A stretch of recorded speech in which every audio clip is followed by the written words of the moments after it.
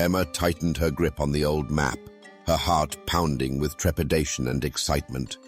Jack stood beside her, flashlight in hand, its beam cutting through the encroaching darkness.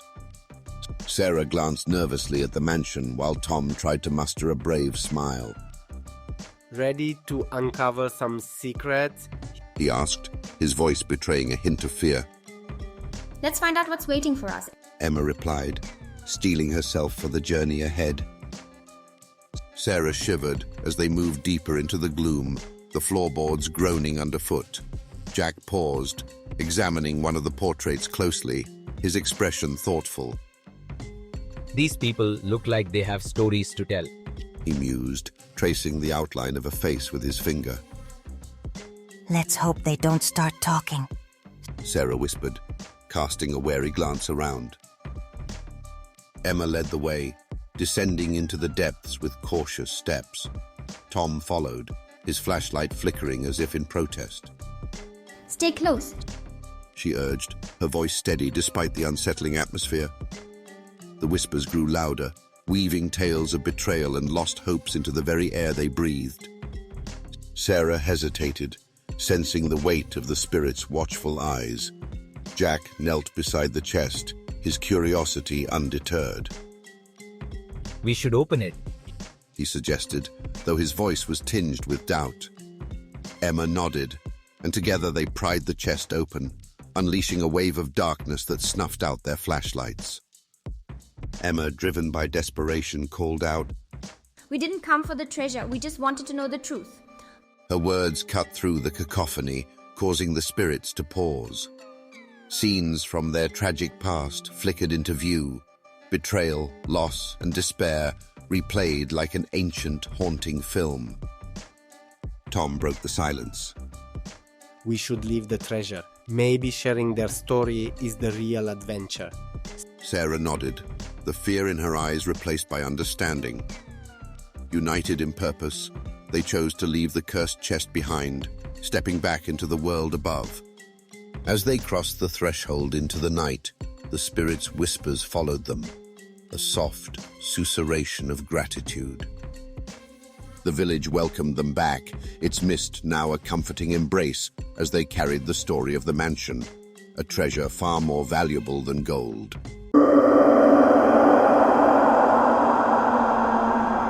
In a small, forgotten town nestled deep within the woods, rumors circulated about a cult known as the Cult of Shadows. Locals claimed they worshipped an ancient entity, performing dark rituals under the cover of night. Intrigued by the tales, a group of college friends, Michael, Sarah, Alex, and Jess, decided to explore the legend on Halloween night.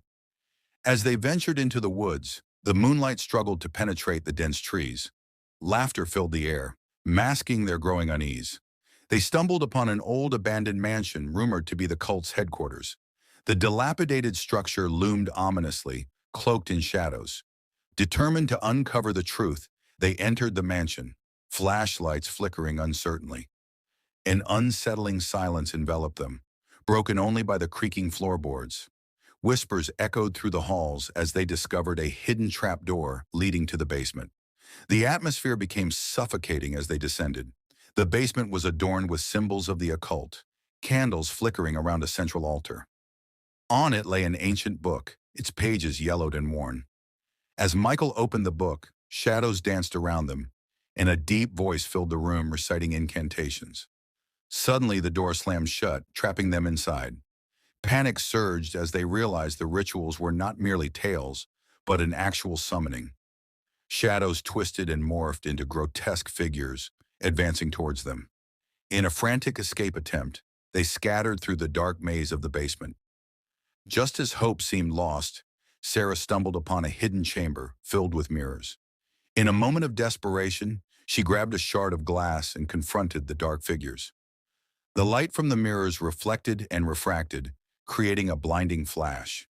The shadows recoiled, revealing their true forms, distorted reflections of the friends. In a shocking twist, they learned they were not victims, but vessels for the cult. The shadows were remnants of their darker selves, seeking retribution for their hidden fears and guilt. The more they fought, the stronger the shadows became. In a moment of realization, Sarah turned to her friends. "We need to accept them," she shouted.